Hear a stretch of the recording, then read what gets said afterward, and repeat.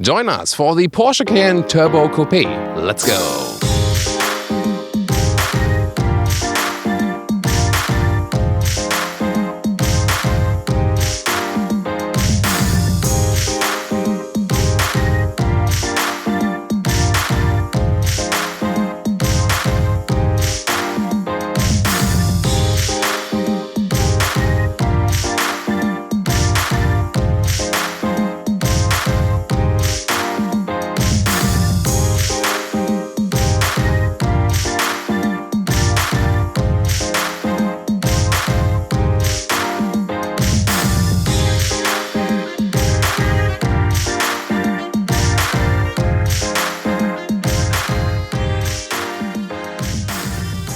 Let's go.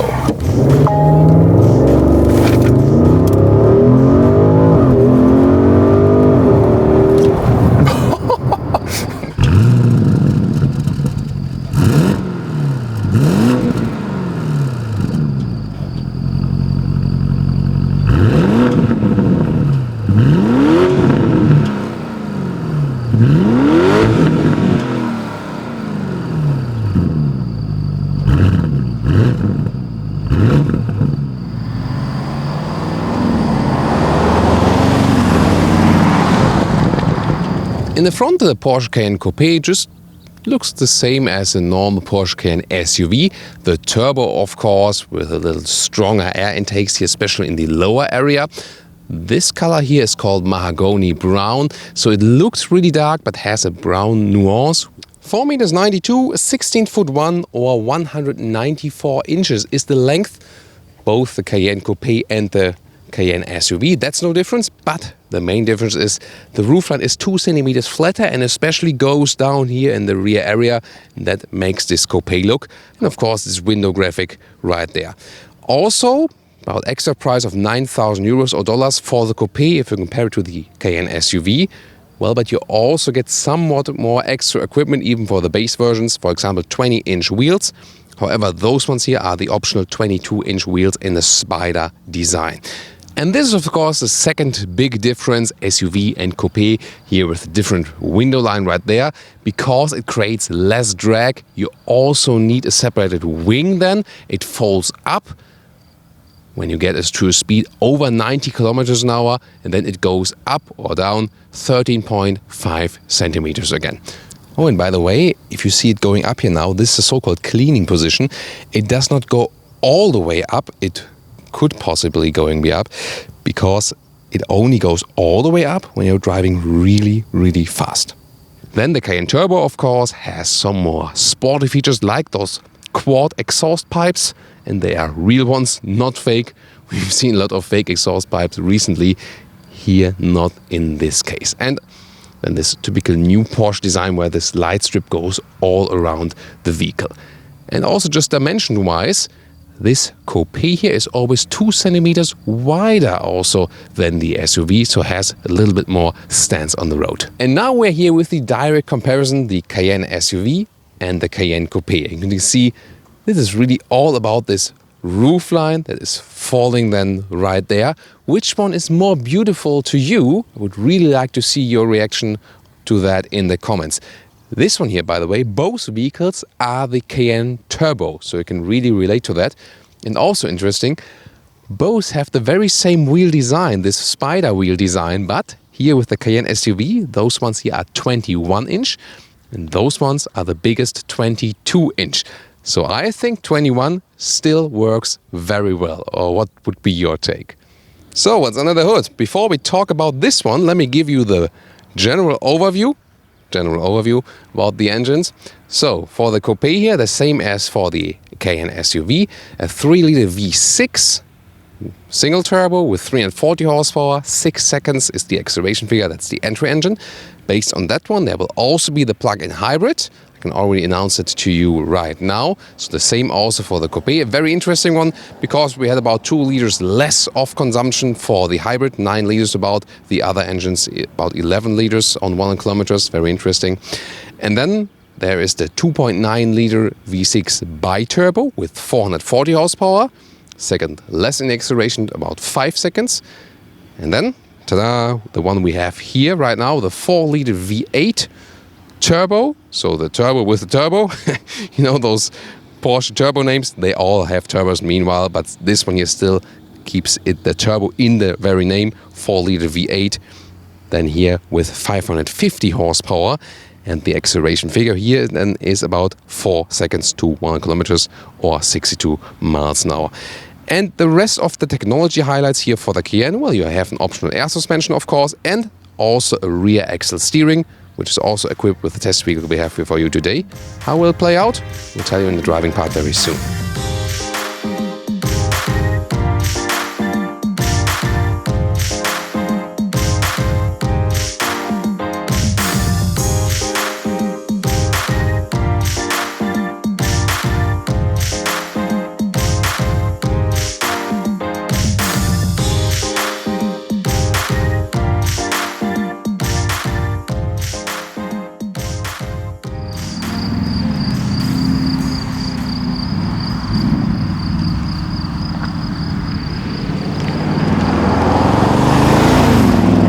This is the car key, a little bit slimmer than we used to know it for the Cayenne, but it's the same for the SUV and for the Coupe. Keyless entry is also available. Put your hand right there to close it or inside to open it. This car is also equipped with the option of the soft close. Magic. This one here is then the animal skin seat, usually standard for the Cayenne. But I've shown you earlier, there's also this fabric option, special for the Coupe, inside this sports lightweight package. And when there will later be a GTS version, there will also be some Alcantara at the inside of the seats, if you prefer that. Rest of the interior, sporty and here in a rather dark way, as we know from a lot of different Porsches. The steering wheel has a lot of controls indeed, and also this performance knob for the driving modes on the right side. We will experience more of that when we drive the car very soon. Yes, quite a lot of space here. You have this glass roof, in this case. Still some headroom right there, 1.86 m or 6'1". Should you not have subscribed the info. Well, if you have the other roof with the carbon fiber, then of course you have a little bit more headroom, but this is still okay. It will be more interesting how it will play out for the rear. Interior overview, again the Porsche design scheme with wrapping stuff tight. Sports chrono package here with the analog clock.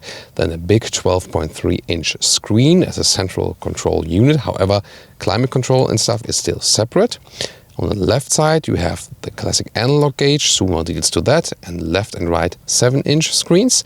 This is the basic overview. And those panic handles might be making sense, especially for the turbo, because then you can, when you go a little bit faster, you can hold on tight to that. Now details to the infotainment system. Here when you want to show off the car to your friends in the weekend, then press it once to put up the spoiler or hold it to put it back in. Also here when you have the optional air suspension, you can put it to a terrain height. Pump it up, y'all. Interesting, and it will also go automatically down to a lower position when you drive really fast on the motorway, for example. Instruments, the middle part is analog, left and right side digital, and for example, you have a map view on the right side. Also comes automatically when you head the next intersection. Also night driving assistant is optional available. Then you can also check from lap force or G-force in there, consumption meter of course, and also the situation of the car, all-wheel drive distribution and so on. So you're quite flexible there for the information to be shown. That's the advantage of those digital elements then. So here in this vehicle, I said earlier, we have the glass roof that gives a lot of light in the interior, unlike the carbon fiber roof, which would be just all dark and black. But here, when it gets too hot, we also have this cover right there. It is again a fixed glass roof, so you cannot open it. That's the disadvantage.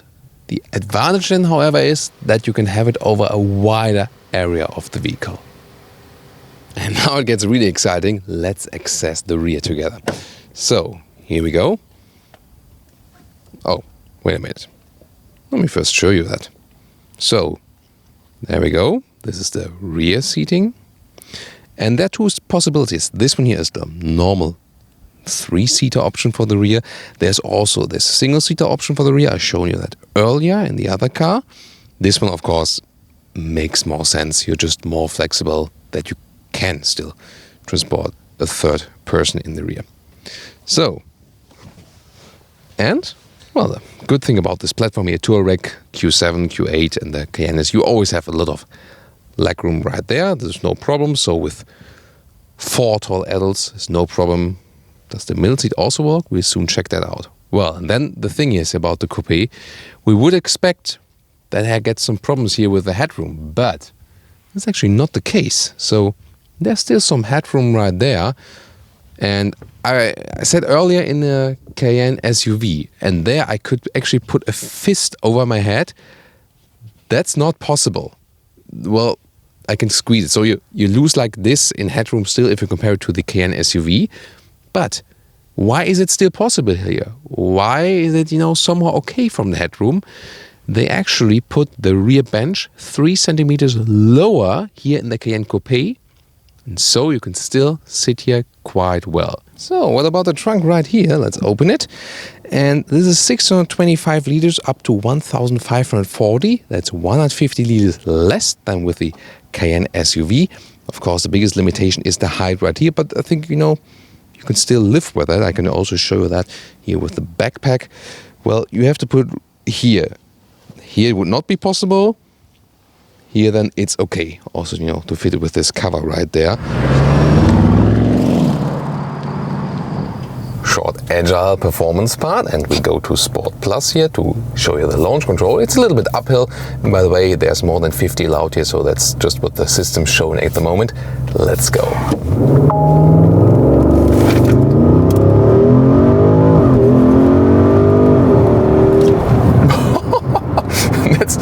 That was already more than 100 kilometers an hour. And did you see how the car was like a spaceship? And that was uphill.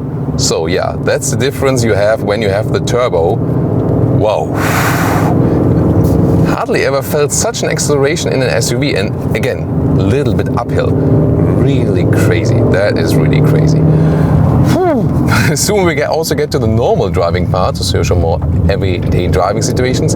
Here again we have some more nice corners for you, and that shows how the steering is set up in a very natural way. Really gives a good feeling, makes this car a little bit smaller as for the feeling.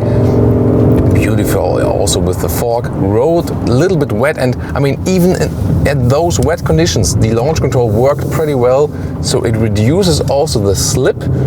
And together with this rear axis steering that works very well, especially at those lower speeds, the car gives a very nice agile handling. And here also driving uphill all the time, there's no lag or no delay whatsoever from the acceleration.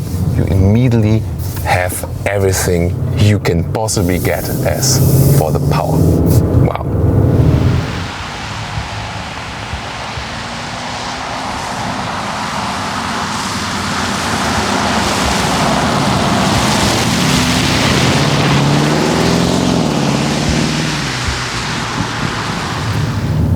Thomas's driving lounge with the Porsche Cayenne Turbo Coupé, with the Porsche Cayenne Coupé Turbo. However you want to take it. Of course you can somewhat start it silently, but the turbo will always be a little bit louder. Then again we have this performance exhaust right there. Here's another one in lava orange coming towards us. But with this turbo, you always have the sport mode, sports plus mode. If I would be evil right now, next to the old lady, I would press the throttle and maybe cause a heart attack, but I won't do that. But that's the thing of this car. Here when I'm in a neighborhood, you can leave it in a normal driving mode and be somewhat silent, that's still okay. As soon as you get out of the village, then you can let it fly a little bit more. So those instruments here are a little bit blocked by the steering wheel as I have it in this position. It's even worse in the new 911. Here it's still okay, but they somehow had to find a compromise between keeping it in some of the old school style, the retro style, and offering those new digital gauges. So that's then where you end up with. Is it a difference driving the Coupe and the SUV? Yeah, that was a good question initially, and now we can also accelerate it out again. And well, you know, this kickdown is more, it's not about any turbo lag or something, it's more about the gear shifting you do. You know, you can also shift back the gears yourself. Here, for example, second gear now, 60 to 100. Then shift up yourself. That's of course a lot of fun. And then you of course go on and no one else can follow you. This is really sports car performance like, especially here with the turbo. And of course, this even harsher exhaust note. Always braking for birds, watch out. This shifting pedal experience, by the way, is really nice because the feedback you get from the shifting pedal is really smooth and somehow crisp at the same time. I really liked it, so they did a great job in giving a good feedback from that. Say goodbye from this today's driving part with another acceleration here in the woods. You can enjoy the sound once more and this acceleration together with us.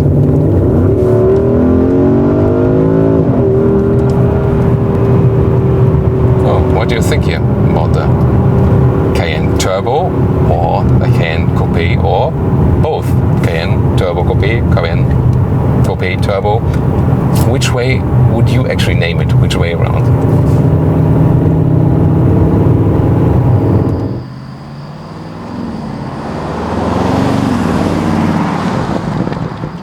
And before we get to our final conclusion, what is the consumption conclusion for today? Well, of course, if you really hammer it, then it goes like way beyond, more like, you know, towards like 17, 18 liters or something. But if you want to drive this car more economically and just, you know, like steady motorway speed or so and not push really, then that's quite astonishing, scores the same consumption figure than the 3-liter V6 and the 2.9-liter V6 bi-turbo. So this one here with the turbo also as a like normal minimum consumption, normal driving, 11 liters on 1 kilometers. That's 21 mpg US or 26 mpg UK.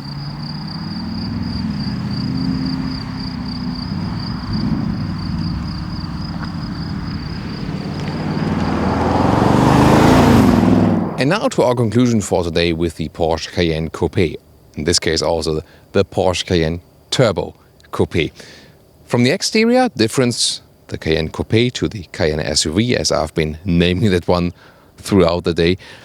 No, it's more that you have here this more put-up 911 style, if you prefer that. Maybe you also prefer just the Cayenne SUV. My personal take would still be the SUV. Which one would yours actually be? Then on the interior, they're of course both similar, and the practicability you lose here is still somewhat okay. So they also had some effort, like, you know, with putting the rear bench a little bit lower, that you don't lose too much headroom or so. So you can still really live with that, have almost the same practicability. Of course, the SUV in this case will do even a little bit better. Driving-wise, they're also pretty equal. It is still a big SUV, but it's also a sporty one. And in this very segment here, the Porsche Cayenne still sets somewhat the benchmark of sporty riding. With those 22-inch wheels, of course, you do lose comfort. The air suspension evens it out a little bit. But still, if you want more comfort, you would stick, for example, with those base 20-inch wheels. Or maybe 21 could also be an alternative as for that. And then, of course, the question is turbo or one of the lower specs. This one here has more punch, yes, but the other ones are already a little bit faster. You can actually get the same exhaust sound if you go for the same exhaust option. So that's also possible with the lower spec version. My tip would be also price performance wise, just go with the base V6. This one is also totally sufficient in power. Or maybe also with the PHEV that will also be coming up here for the Coupé version, because you can save fuel even if you're not recharging frequently. Of course, making more sense if you then, for example, for your commuting to work or so, also recharge it then at home or at work, then of course it makes more sense. However, we got you some insight about the different colors, also about the different engine choices. And please also tune into our other reviews of the Porsche Cayenne. We have the PHEV review. We also have the base V6 in the review. We also have the Cayenne S. Then you can also compare those engine choices, which one you should maybe go for. Or if you're just interested in another Cayenne review, So far, all the SUVs. The first one here today with the Coupe. Also, more will follow here on Autogefühl, and therefore stay subscribed, stay tuned. Also, hit the bell, and also see you next time. Thank you so much for watching.